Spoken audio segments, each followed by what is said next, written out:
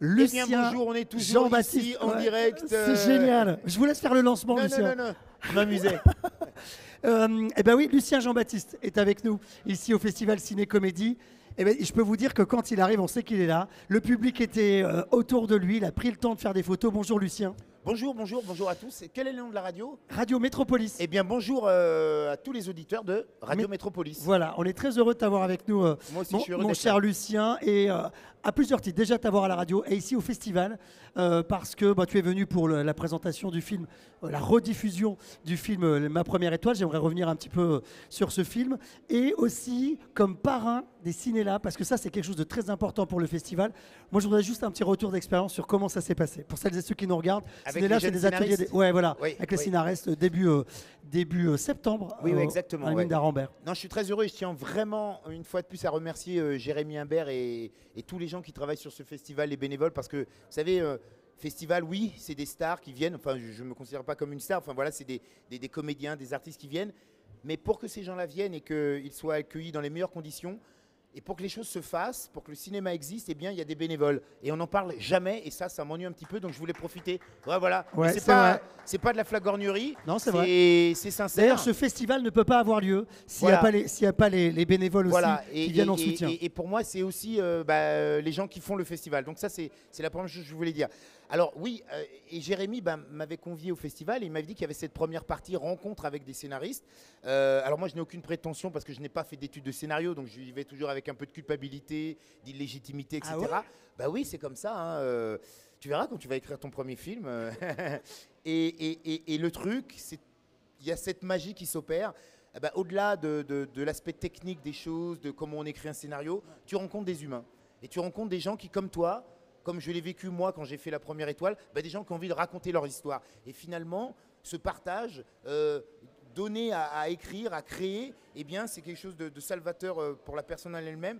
Et si ton histoire peut aider les autres et à l'occasion faire un beau film, c'est comme ça que ça fonctionne. Donc c'est ce que je retire à chaque fois de ces rencontres avec les Donc j'allais scénaristes. te demander justement, à contrario, qu'est-ce que tu penses leur avoir laissé comme bon conseil? Je pense que c'est l'authenticité du coup qu'on Alors, retiendra. je ne pense pas parce que je veux dire, j'espère humblement, il faut être très humble dans ces métiers-là, j'espère leur avoir, comme disait Johnny, donné l'envie. Et surtout, l'envie long, mais c'est de garder l'envie et plus loin que ça, la foi. Parce que je vous jure, ce métier, il est difficile. Tout ce qui est artistique, sportif, vous savez, un petit peu décalé, hors norme, dirait-on. On voit les résultats, on voit les gens qui ont réussi et on a l'impression que parfois il suffit de claquer des doigts ou parfois on a l'impression que c'est possible pour tout le monde. Mais surtout, ce qu'il ne faut pas oublier, c'est du travail, c'est difficile, il y a beaucoup de monde, il y a peu d'élus. Et moi, à chaque fois que je fais un stage, je leur dis c'est la guerre des rêves, il faut se battre, il faut lutter, mais avec nos mots, avec des stylos, avec des caméras. Et comment Voilà. on gère l'échec, tiens, justement? Alors, moi, si vous voulez, à partir du moment où vous êtes dans ce métier, ça va faire une vingtaine d'années que maintenant j'en vis. Moi, il n'y a plus d'échecs. Si vous voulez, la réussite, la plus grande réussite, c'est toujours faire ce métier au bout de 25 ans. Ça, c'est la première chose. Parce que moi, ce que je veux, c'est pas faire des coups d'éclat. C'est la stabilité, quoi. Voilà, c'est faire ce métier le plus longtemps possible. D'être un Drucker du cinéma, c'est ça? Peut-être. C'est pas mal, Drucker. Ouais. Quand vous allez voir mon prochain film, vous allez rigoler parce que je fais beaucoup Il y a un référence clin à d'œil? Drucker. Non, c'est simplement durer, faire ce que j'aime, quoi. Me lever le matin. Je pense que vous faites un métier de passionné aussi, ouais, la radio, ouais. l'animation. Vous vous levez le matin, voilà, passion vous allez chevillée au cœur, rencontrer bien sûr. des mecs formidables. C'est vrai. Bonsoir, eh bien, on est. Donc, Un imitateur c'est- incroyable. Alors justement, La Ouais. Première Étoile, on voit aujourd'hui le succès qu'elle a été, 2009, retentissant parce que pour votre carrière, ça a été le déclenchement de plein d'autres c'est choses la après. mise en orbite, comme dirait. Ouais, c'est ça. Mais on voit les succès. Mais ce montage de La Première Étoile, c'est quoi? Ça a été bâton de pèlerin pour pouvoir réaliser ce premier long métrage? Alors, malheureusement, je vais vous dire la vérité, j'ai eu beaucoup de chance.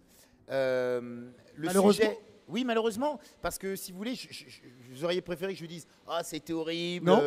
Eh ben, paradoxalement ou bizarrement, j'ai eu beaucoup de chance. C'est-à-dire que, alors c'était long, hein, je vous cache pas, hein, mais c'est pour ça, quand on est dans le plaisir, quand on est dans quelque chose qu'on aime, j'ai pas eu l'impression de galérer. Alors peut-être de l'extérieur, mais moi, me lever pour échanger des idées, trouver l'argent pour faire le film, etc.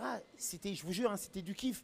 Alors oui, ça a été long, mais vous savez, quand vous êtes à votre place, à votre endroit, un bon numéro 9. Non, c'est le mec qui fait des références. J'aime bien placé. Non, mais voyez, un joueur de foot, s'il n'est pas au bon poste, il peut être chaotique. Il peut être nul. Et là, j'étais à mon endroit. Alors oui, il fallait que je cours, il fallait que je sue, il fallait que j'en chie, mais j'étais heureux d'être là où j'étais. J'avais réussi à toucher le cinéma du bout du doigt. Donc à partir de ce moment-là, ça démultipliait les forces. Et après, les épreuves, quand elles arrivent, mais c'est des petits ponts, c'est des... mais je ne sais pas pourquoi je fais une référence footballistique. Et au fond du filet. Voilà, non, mais voyez ce que je veux dire, c'est... Par exemple, le dernier film que j'ai fait, là, j'ai eu du mal. Ça a été long, j'ai des acteurs qui m'ont dit oui, après qui m'ont dit non. Ah ouais. Donc ça joue sur les financements. J'ai vraiment galéré. Alors que le premier, comme il n'y avait pas de star, c'était moi, ma petite famille, etc. La star, c'était le sujet. Eh bien, et puis l'idée a plu tout de suite. Et quand je dis plus tout de suite, c'est surtout aux financiers, les gens qui financent le cinéma. Parce qu'il faut le dire, faire des films, ça coûte beaucoup d'argent. Donc, il faut trouver les gens, et c'est ces gens-là qui doivent avoir confiance en vous et vous donner de l'argent. Et là, tout de suite, ils y ont cru, donc ils m'ont donné les moyens. Pas des milliards, hein, le premier, t'as rien. Mais suffisamment pour faire un film qui a fonctionné en tout cas, et qui a été un déclencheur et qui vous a mis en orbite. Alors cette histoire justement, l'histoire de la première étoile, il y a un fil conducteur dans l'ensemble des films de Lucien Jean-Baptiste. Il y a cette idée qu'il y a toujours un regard positif sur les choses, toujours un espoir, même si, et on le voit dans la première étoile par exemple, il y a parfois une forme d'intolérance dans certains personnages, ou en tout cas on est un peu limite. Mais à chaque fois, il y a un regard d'espoir. Le personnage peut, à un moment donné, devenir meilleur. Ça, c'est propre à Lucien Jean-Baptiste. Oui, j'ai été élevé comme ça. On a quitté la Martinique dans la fin des années 60. Et on est arrivé en France avec ma mère, toute seule, 6 enfants. Et on était dans une chambre de bonne. Alors, je vais vous dire l'année exactement, c'était en 67, vous voyez, hein. Oui, je ne fais pas mon âge. Et j'étais tout bébé et... c'était le début des programmes HLM, etc. Et on attendait, notre HLM n'était pas prêt. Donc on attendait. Et on attendait dans une chambre de bonne. Et les gens, ils me font « Oh là là, c'est dur !» Eh ben non, parce que cette chambre de bonne, comme je dis toujours, c'était 15 mètres carrés de chaleur, de bonheur et d'espoir. Et c'est ça qu'il ne faut jamais perdre. Et j'ai été élevé, c'est la base de mon éducation, l'espoir. Toujours. Et quelle que soit la situation, il faut garder espoir. Parce que sans je vais me faire l'avocat du diable, mais c'est facile de dire ça quand on a déclenché quelque chose après. Pour ceux qui sont, je me fais l'avocat du diable volontairement. Bien sûr. Pour ceux qui sont dans ces trucs, à la recherche d'espoir et tout, qui se disent qu'ils ont de l'espoir et qui n'en sortent pas. Je sais, mais quand je dis ça, ça ne veut pas dire que par moment il n'y a plus d'espoir. Il y a des situations qui sont, voilà, il n'y a plus d'espoir, et c'est malheureux. Et voilà, donc... mais ce que je demande, enfin ce que j'espère, c'est vraiment que les gens... Ah, c'est dur à expliquer. C'est pas que c'est dur, c'est que ça me touche, tout ça. Bref, il faut qu'il y ait de l'espoir. Parce que sinon, vous comprenez, aujourd'hui, alors je ne vais pas faire de la politique à 3 balles, ça je m'en fous. Il y a des gros conflits. Pour beaucoup de gens, non mais pour beaucoup de gens c'est la galère. Alors il y a des gens qui sont vraiment dans la galère et je n'ai pas besoin de chercher des conflits au bout du monde. Chez nous, ici, en France, votre voisin, votre voisine, votre copain, votre copine qui sont dans la galère. Eh bien si eux n'ont plus d'espoir, il faut que les gens autour en aient pour eux. Vous voyez ce que je veux dire? C'est-à-dire que même puisse s'élever. Voilà. C'est en cela il faut essayer d'embrasser l'espoir. Parce que l'espoir c'est pas forcément un résultat, mais c'est un moteur qui fait que on essaye d'avancer, on trouve des solutions, on cherche. Parce que quand il n'y a plus d'espoir, aïe. Tout est perdu et vous n'avez jamais perdu espoir. Non, parce que j'ai été élevé, on m'a dit, Lucien... lève-toi, personne t'attend en fait. Voilà. Et ma mère, elle m'a élevé comme ça, en me disant... et pas en me disant, on est des victimes de quoi que ce soit, en me disant, tu sais, alors moi j'ai des copains qui jouent au poker, moi je joue un peu au poker, j'ai des mecs qui gagnent avec 7 et 2. 7 et 2. C'est une bonne analogie, le poker. 7 et 2, les mecs, ils ont 7 et 2, ils gagnent. Toi, t'as carré d'as. Mais qu'est-ce qui te manque? Il te manquait du courage. Du courage, pas des courages. Il te manquait des courages. Tu vois? Et bien, c'est ça aussi l'espoir. Se dire, allez, j'ai 7 et 2, fuck, je peux y arriver. Voilà. Et tout le monde n'y arrive pas. Et c'est pour ça que je dis, on ne fait rien tout seul. Parce que j'aime pas les discours genre, si tu veux, tu peux. Ouais, c'est ça. Non, je suis désolé, il y a des moments où tu peux pas. Et c'est là où l'entourage, les gens, le copain, la copine, le voisin, le quartier, la ville, la région, le gouvernement, etc. Qu'est-ce qu'on fait pour les gens qui n'ont plus d'espoir? Voilà, merci, j'arrête là-dessus. Voilà, excusez-moi. L'espoir, oui, c'est quelque chose qui... pas de politique, pas seul. Non, mais c'est vrai, l'espoir, c'est quelque chose qui ne se fait pas seul. C'est-à-dire qu'on a besoin besoin de nos voisins, et donc on a voilà. besoin les uns des autres. Si nous, à un moment donné, on peut insuffler quelque chose, on peut le faire. Et tu le fais, parce qu'on se tutoie, on vous voit, on se tutoie finalement. Ce que tu veux. On va sur le tu. Voilà. Et c'est ce que tu portes humblement parce que tu l'abordes avec beaucoup d'humilité. Il y a toujours une partie de toi dans chaque film que tu fais. Il y a une 6e et un 6e film qui va sortir, 6e long métrage. Ouais. Un petit bout de ton histoire à chaque fois que tu partages pour donner espoir, pour communiquer, pour être acteur aussi. Oui, et puis j'avoue, tu as remarqué, hein, je suis un gros bavard. Ouais. Et moi, il faut que je puisse m'exprimer. Alors malheureusement, j'écris très mal, mais avec les images, avec tous les gens du générique, donc avec une équipe, eh bien j'arrive à raconter mes histoires et c'est pour ça que j'ai pris ce matériau qui est le cinéma pour raconter mes histoires.